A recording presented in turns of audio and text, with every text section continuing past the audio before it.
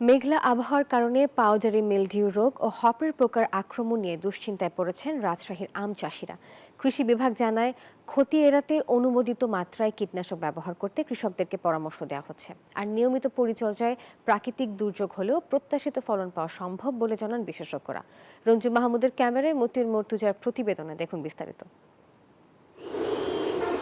গত কয়েকদিন ধরেই দেশে বিরাজ করছে মেঘলা আবহাওয়া, যার প্রভাব পড়েছে আম বাগানগুলোতে।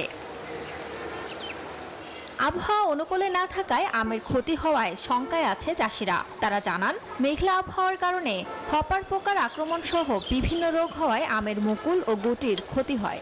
ছোট অবস্থায় যদি এরকম বৃষ্টি হয় তাহলে সেই ক্ষেত্রে অনেক সময় নষ্ট হয়ে যায়। হোপারের ভাবটা বেশি হয়, তো হোপারের জন্য স্প্রে আছে, লিকুইড স্প্রে করলে হোপার পোকাগুলো মারা গেলে এই রোগের হাত থেকে বাঁচা যায়।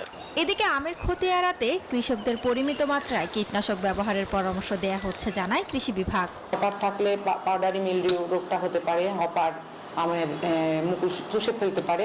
তবে এক্ষেত্রে আমাদের কৃষি সম্প্রসারণ অধিদপ্তর কৃষকদের অনুমোদিত মাত্রায় ছত্রাকনাশক কীটনাশক স্প্রে করতে বলা হচ্ছে এবং কৃষক এই ব্যাপারে সচেতন আছে।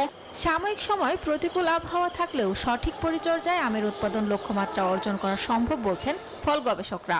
এখন মূলত এই তিনটি কাজ কৃষকদেরকে করতে হবে। একটা হচ্ছে স্প্রে, আরেকটি হচ্ছে গাছে সেচ প্রয়োগ, আর আরেকটি হচ্ছে আমের সার প্রয়োগ। এই তিনটি কাজ যদি ঠিক মতো করে এবং আবহাওয়া যদি ভালো থাকে, আশা করা যায় ফলন আমরা ঠিক মতো পাবো ইনশাআল্লাহ।